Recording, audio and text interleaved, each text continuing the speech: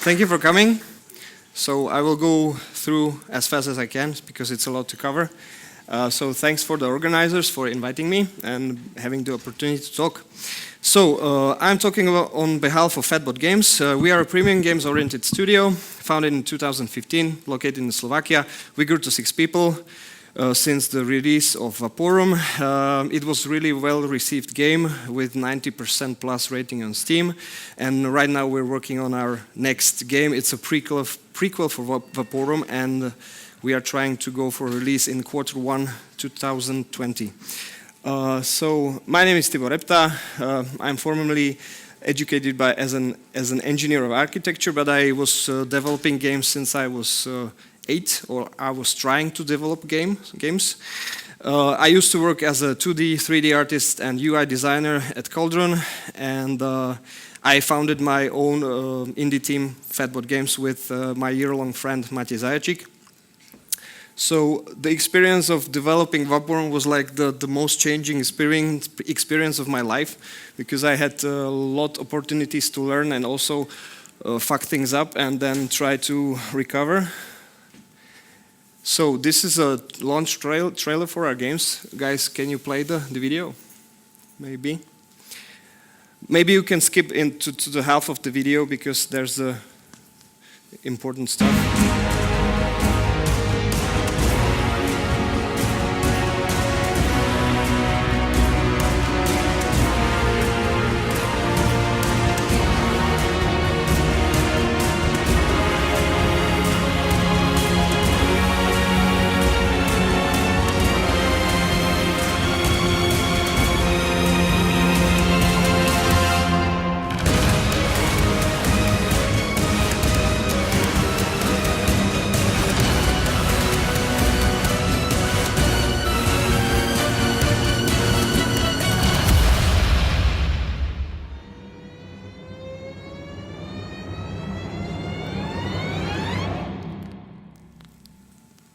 Okay, thank you.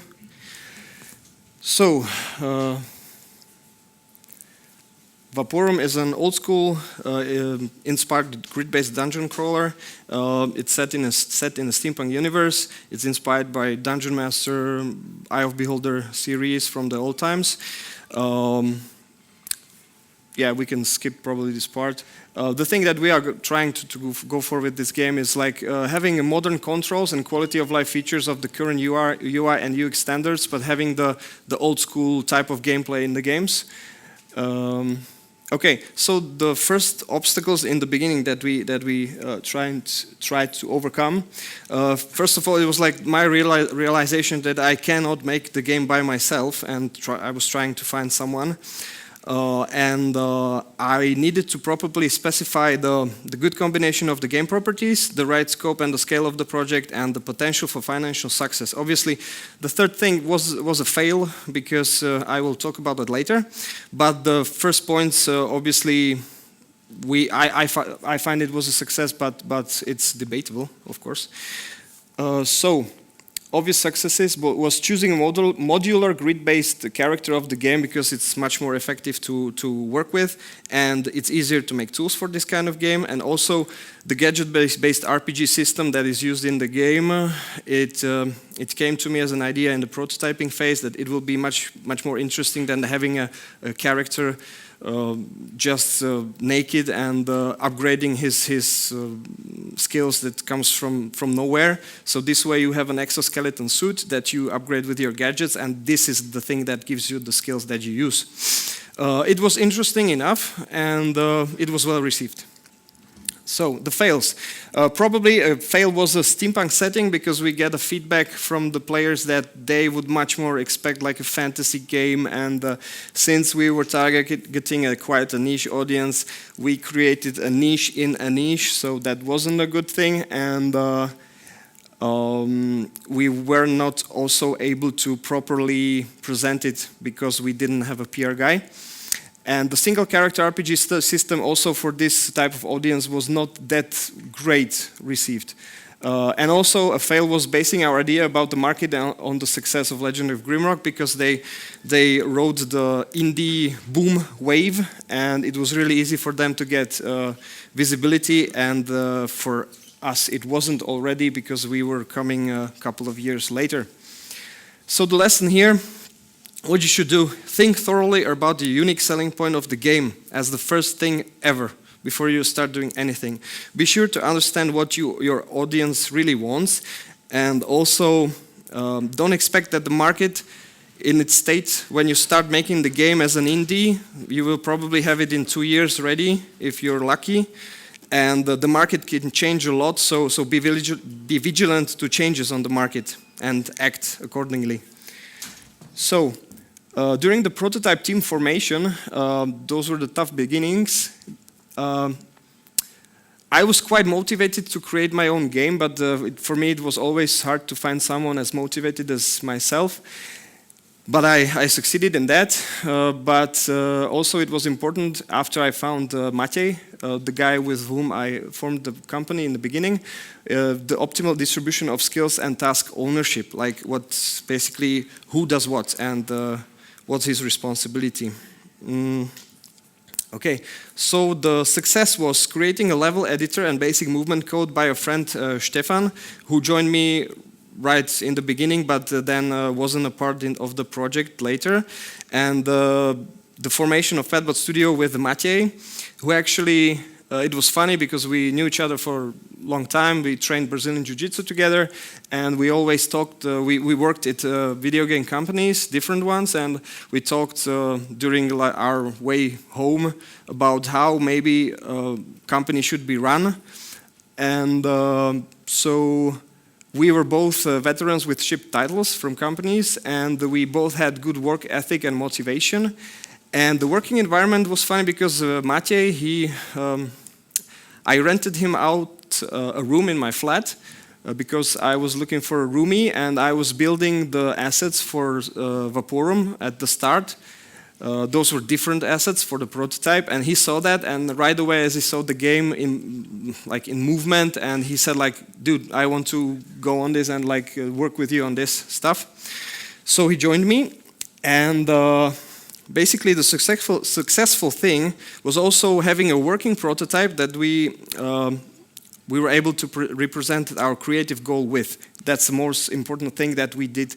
Basically, no one wants to talk to you today if you don't have something playable, and that I can understand because there's a lot of people who try to finance their games. The fails in the initial beginnings were we had no experienced PR guy at the time of the team's formation. We didn't have experience with PR, marketing, nor sales. And we had the need to supplement various parts of the projects by externals. So we were not able to do everything by ourselves.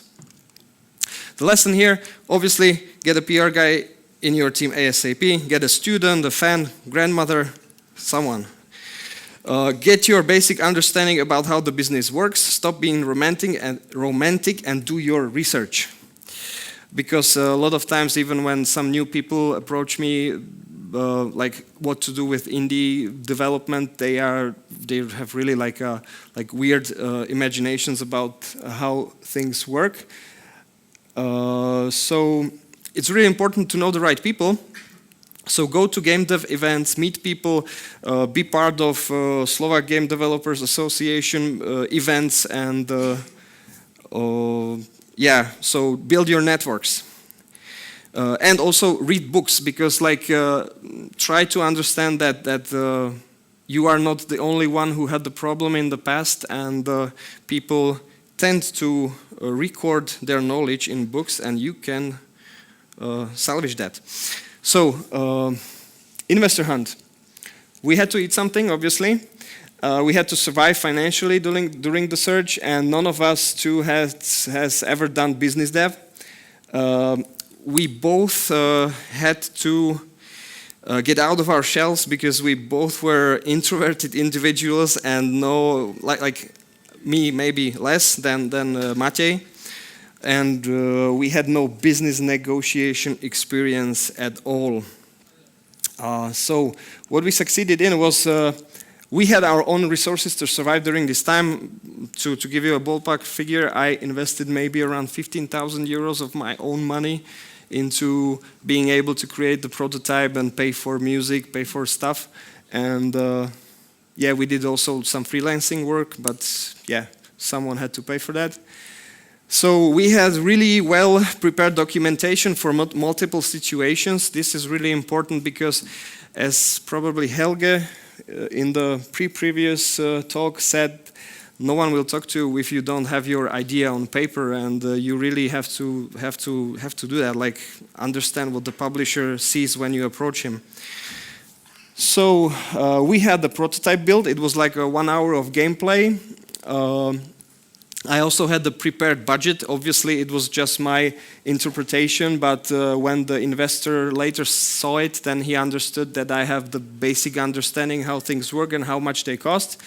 And already I started to build a small audience. So we had a couple of people talking about us and writing on forums. This was something that I was trying to do in my spare time. I was stalking Twitter, and we also received a retweet from Notch, and that was quite interesting, but then it stopped, obviously, as it works. I will tell you later, if we have time, the story about meeting our investors, Richard and Otto. The funny thing is, they are my neighbors, and we were looking for investors all around the world, but yeah. Obviously, the thing that I was needed to do was just ring on the bells, and yeah. So, what we failed in. The game was of a very niche genre of a project, and the game was hard to sell, obviously. I mean, to the investor. We had a stubborn will to stay indie, like without the publisher, and that's like really a big mistake, especially today. The amount of time it took to actually found the company and start the full development, that was on the part of the investor, because they had a lawyer who had a car accident, then had some subsequent health issues and wasn't able to deliver, basically. And we made a big mistake with not looking into other funding possibilities like FPU, like Fond na podporu umenia, or the European Union programs that they provide. That is something that right now you have a big opportunity to do, so you should do that. The lesson here. Think about how your living expenses and your situation works out. Like, this is really important because it can happen if you don't count your money. You have the half of your prototype ready, but you have nothing to eat, and you have to take a job in McDonald's or somewhere else, or in a proper company if you're lucky. Find an idea that resonates better with a much broader audience for your first game, and put the sweet USP in it, like a unique selling point. For us, a first game doing a niche game like this was not really that great idea, but yeah, I don't know how it would end if we would try to pitch an old school FPS at that time. So make a prototype as soon as possible. Don't be naive and think you are going to make it without any talks with publishers, because talking is free. One thing, if they show interest, you are onto something. And you can strategize, you can decide what we will do. And if they don't, your chances of success by yourself alone just got much smaller. They are still not zero, obviously, but yeah. So the lesson here about like budgets and proper planning and managements are really important, and you have to learn to do it. If you didn't in the past do it, then you should do now, or get someone in the team who knows how to do it. Look for other funding possibilities, and make some noise with the PR, and read books again. So, full development. This should be, oh, we're quite far. So, I will go really fast, hopefully. Obstacles, obviously team management. I suddenly had to run a team. I had no experience with it. We needed a structure, processes, methods, and building trust in each other's skills, even though we formed the team with 4 guys with 40 years of business experience in game development, so that was not that really hard, but it still was. It's really important in a small team, especially when people are motivated a lot, and that can lead to arguments, and this helps to prevent to solve them effectively. there was a need for a clear hierarchy and ownership of tasks and the responsibilities. Yeah, I had to deal with the responsibility of leading the team. Never have done that. That was crazy for me. And we also had one really hard moment when one member had serious health issues that basically would be, yeah, crazy. But thankfully, miracles happen, okay? Remember that. Working with Unity, that was a challenge because obviously who works with Unity knows. And we had a joke, inside joke. When you see the name, the sentence made in Unity, we had a sentence made in spite of Unity. And yeah, we properly tested the game, like that was an obstacle that we had to do. We have, all of us, we have probably around 500 plus hours of testing of our own game. So this, what we succeeded in getting ourselves to events like Reboot, Develop, Game Access, etc. And obviously releasing the game on Unity was a success. We succeeded in forming our team with new team members. We were two founders, me and Maciej, and we gained two new team members, Peter Uličiansky and Lukáš Chrapek. So we were complete to be able to make the game, and we were able to provide proper working environment, financial security from the investor.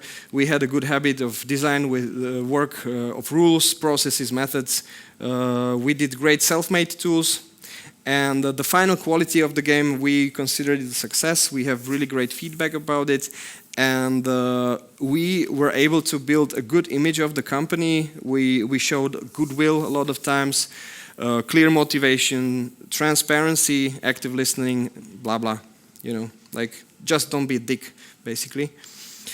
What we failed in, we still had no PR manager. That's really important. That was a stupid thing to do. We had the wrong expectation of equal work intensity among team members. Basically, that's my mistake. I work weekends. I work 12 plus hours. When I get home from work, I work more. And I was expecting that my partner in the company, Maciej, will do the same. Obviously not, and that's okay. So I had to deal with that. I had a problem with not being able to fire a team member. That's something really important. If you have a toxic person who doesn't really work out in the team, don't hesitate. Just don't feel like a bad person. Get rid of him, and like first you have to be 100% sure for the reasons and talk openly with the team about it, and be as transparent as possible of the reasons. Also, a fail was a prolonged development and exceeding of the budget, and boring and bullet spongy boss fight in the end. Lesson here: use existing engines. Use the engine before you start full development. Plan with reserves, like 1.5 times basically. Know your tools that you are using. Design methods and processes, obviously. Team source ideas and opponency of them. Make them bulletproof before starting work. Give the opportunity to other people to basically attack your idea, even if they are not the game designer.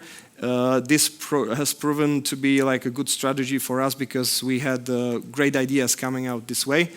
Test the game yourself, do focus testing, make sure the game runs effectively, don't fudge on the optimizations. Think ahead, stuff can happen, and you will have to push for consoles to stay alive. And if you had just the PC-oriented optimizations of graphics, then basically it will cost you. Lessons. Get a PR guy, obviously. People you know, work with people you know, have a clear hierarchy and rules of engagement. Working environment.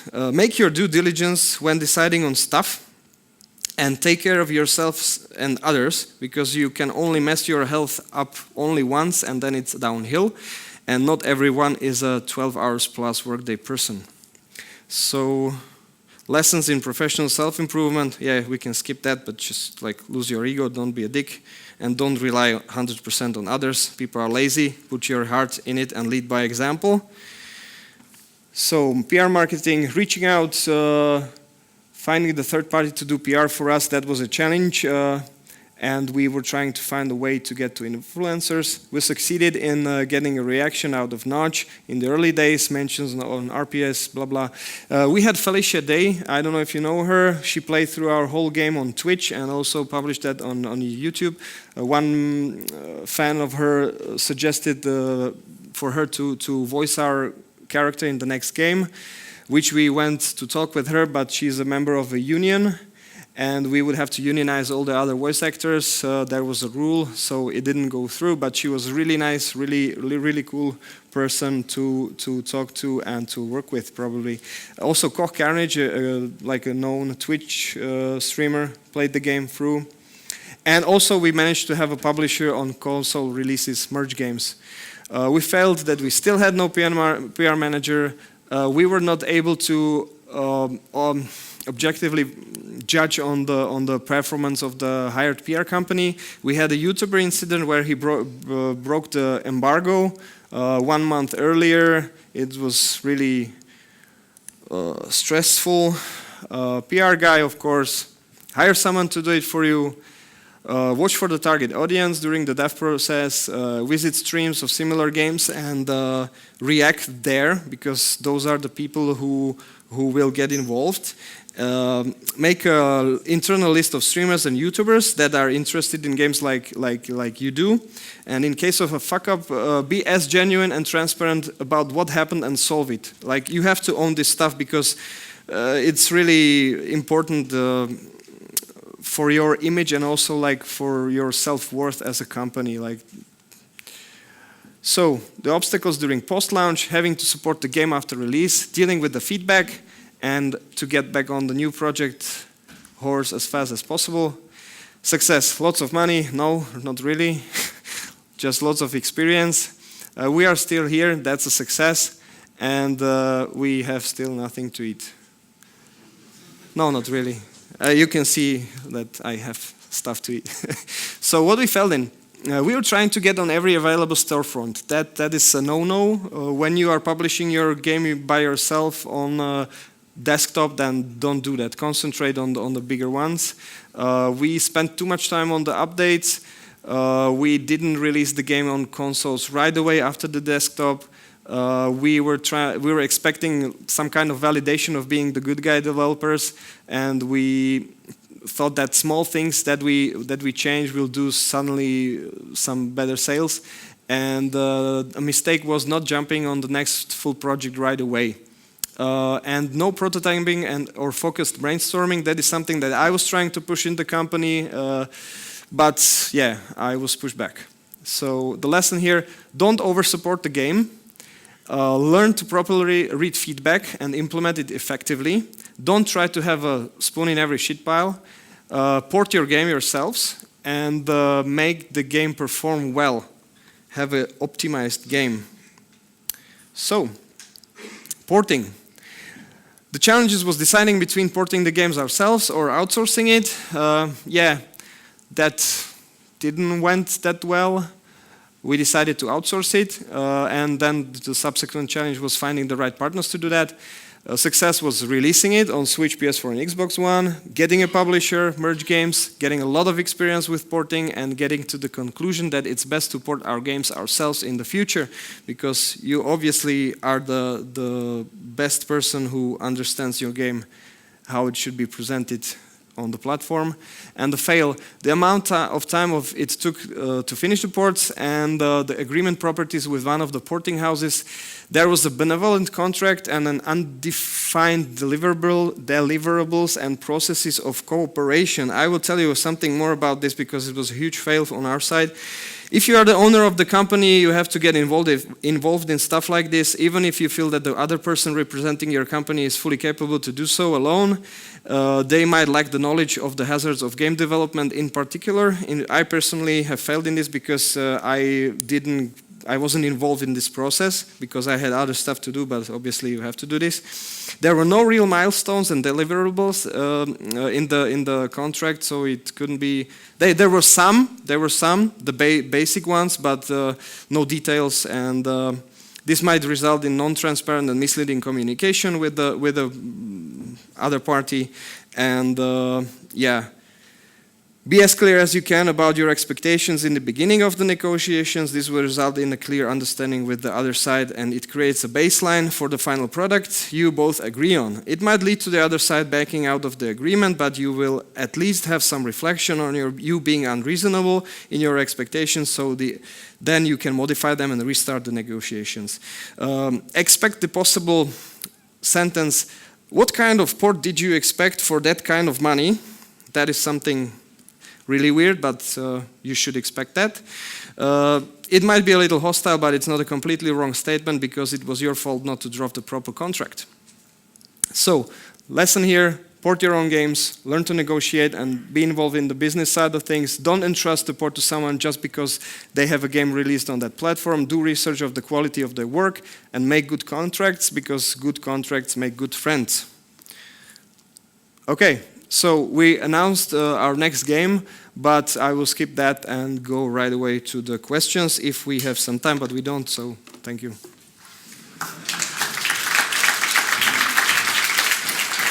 Do we have some time for questions maybe, or?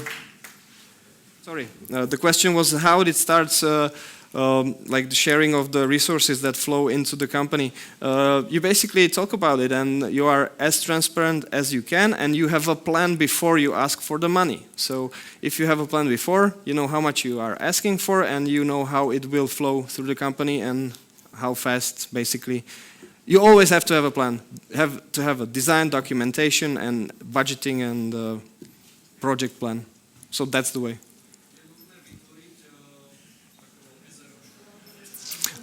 Yeah, so if it's like the legal part of things, yeah, we have formed a company with limited, like LTD or SRO, I don't know the format, what it is, but yeah, we created an SRO with the investors who are part of the company, and yeah, that is working out pretty well. Also, one more thing, I haven't talked about the way we met our investors. Maybe that's a funny story. We can talk about that still. I'm sorry? We still have like okay. 20 minutes. I thought that there will be so many questions, you know, so obviously not. It doesn't look like that now. We were talking to multiple publishers, investors, like also indie fund, and we were trying to find someone. And one day I was just really sick, lying in my bed, and I got a call from a friend who I met a year before that, oh, I have some friends who own a software house and they basically would like to invest in a game. And I was like, yeah, okay, because before I had a lot of experience like that. So I said, like, okay, they can call me. And I got a call the next days. I was still sick. And the guy said, I talked to him and I told him that we are doing Vaporum, and he was like, Vaporum? I heard about that. So I was really surprised, and he said like, okay, sure, send me your stuff and I will see. And I sent him all the documentation that we had prepared before, and right the next day I was sick still, and he said, okay, let's meet, it's interesting, we really want to do this. And I was like, what the fuck happened? Am I crazy? And yeah, and we met in 5 days afterwards, and it was really funny because I found out that he's my neighbor that I've never met, because he's like a home-dwelling person.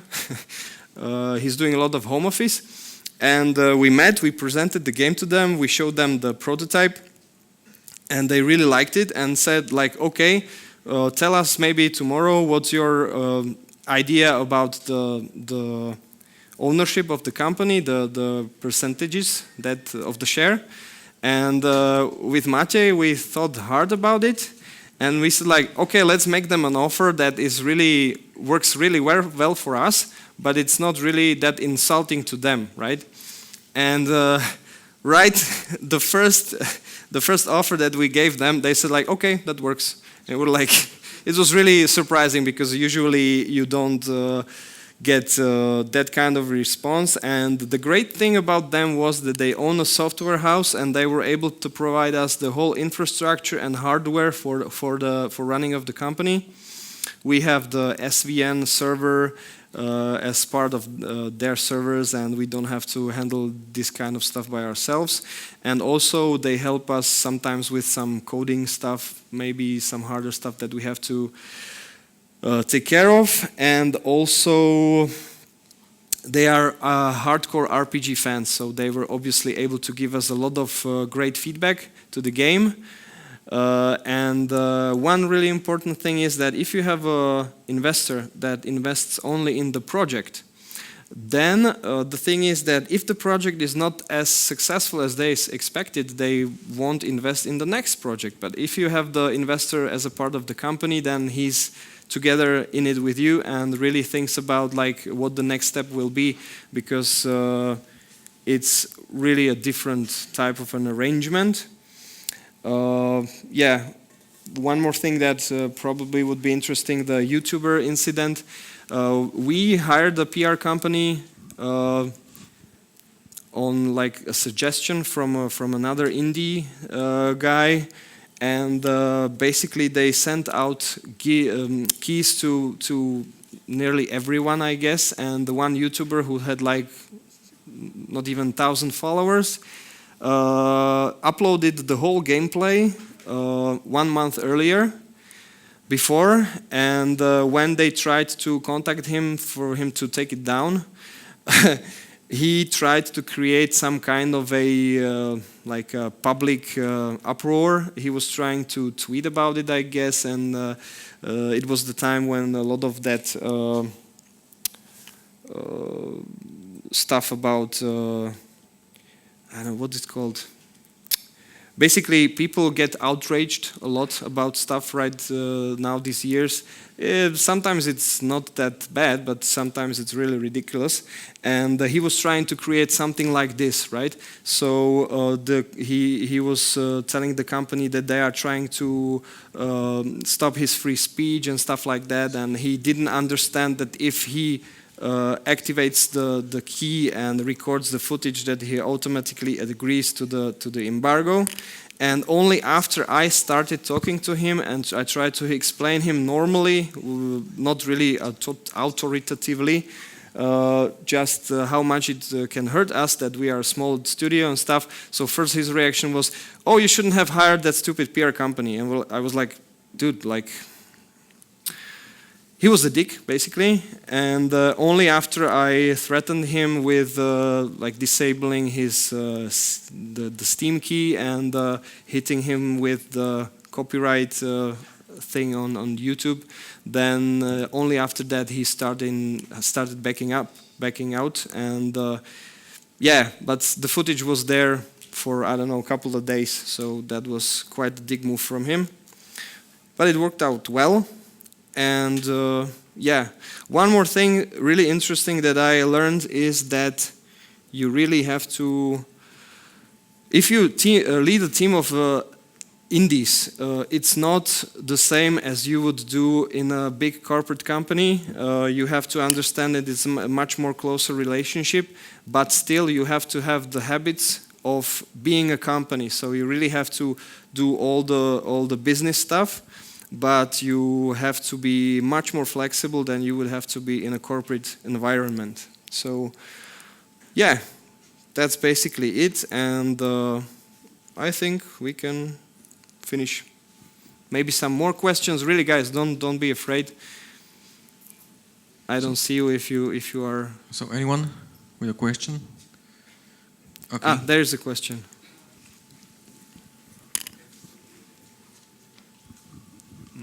Mali ste niekedy problém s dodávateľom, alebo teda ľuďmi, ktorí vás financovali, nejaké umelecké tlaky, aby z ich strany boli, alebo že proste vy ste vývojári, oni financujú. Či tlačili niečo, že tak nám nepáči tento level, alebo ja neviem, niečo, ako to funguje. So the question is, what was basically the arrangement about the creative part of the projects, if the publisher, if the investor was involved in trying to push you towards some kind of creative direction that you didn't want to go, right? Okay, so we handled right at the start, because these guys said, we trust you guys, we trust you more than we trust our opinions about stuff. If you will involve us in the process, we will be happy, but we will not push you towards something. Basically, it's divided that we have two executive directors in our company. It's me and it's Richard, and I handle the development stuff, the creative stuff, and those decisions, and Richard handles the financial ones. And we talk together, and we basically have to get into an agreement about stuff, but he never tries to push us into something. They never did something like that.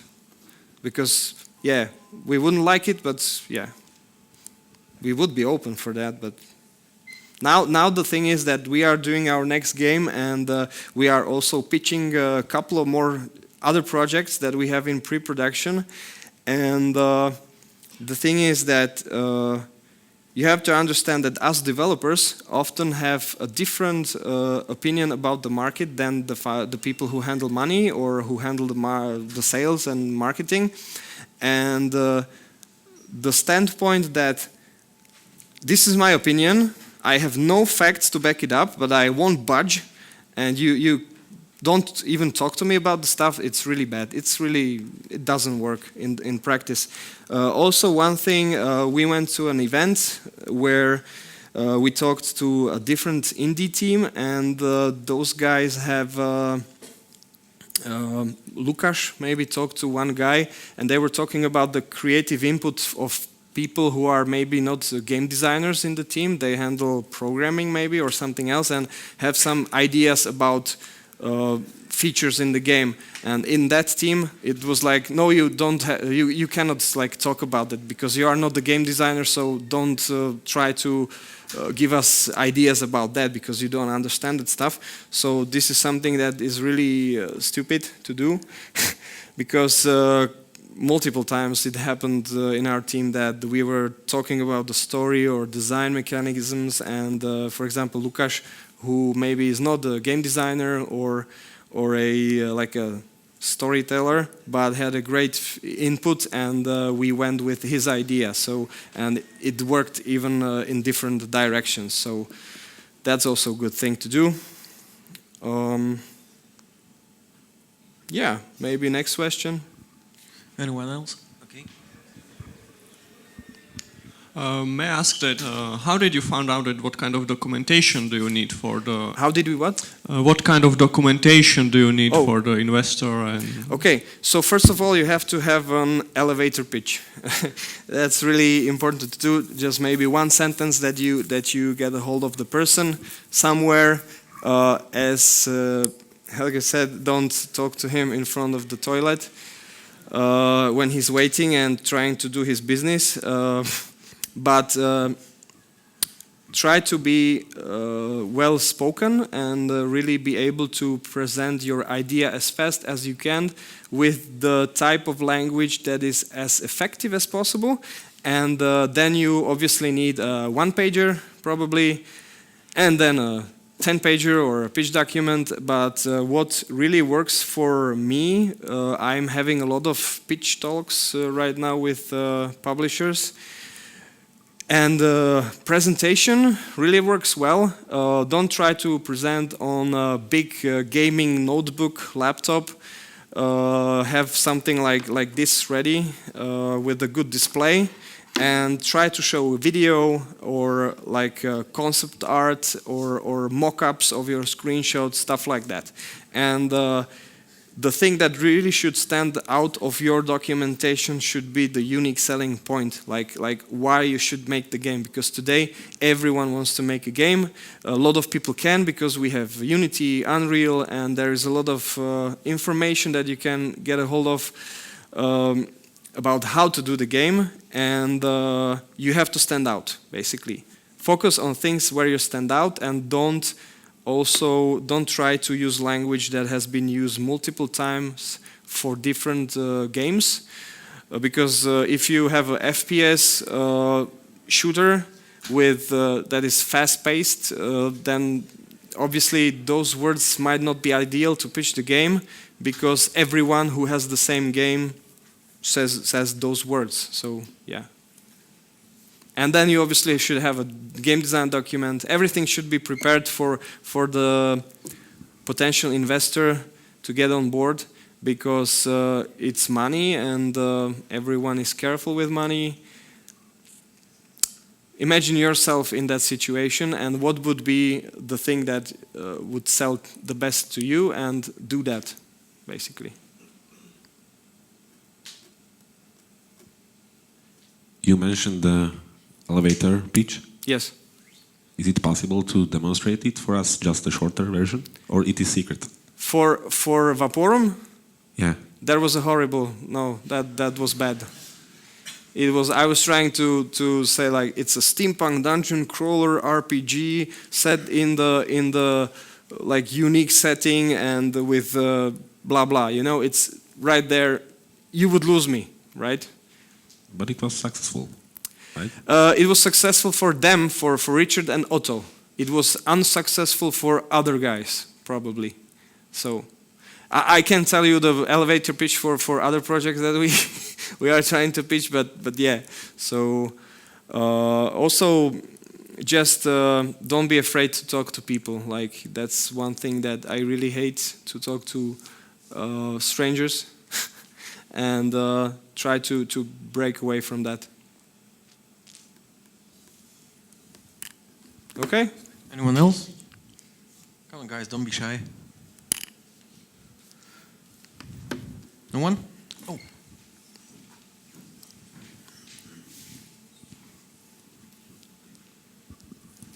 Hey, what was the reason behind this exact genre of the game? Was the inspiration or the motivation behind it purely because of the market, or are you like a fan of this Grimrock-esque kind of genre? Yes. Dungeon Master was one of my favorite games growing up.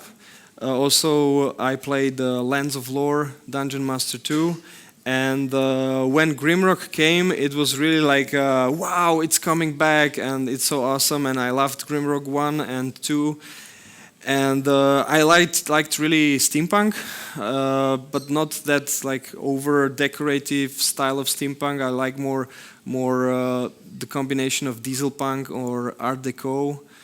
And yeah, so I found that setting to be unique, basically, but maybe not for this kind of project. And I also read a study from, I don't know who did, maybe IBM, about steampunk to be like the type of setting that might be interesting in the near future. And obviously it was in multiple projects like Dishonored, Bloodborne, and yeah, others, basically. More questions? Okay, I guess that we can end this. Thank you very much for your talk. Thank you for coming. And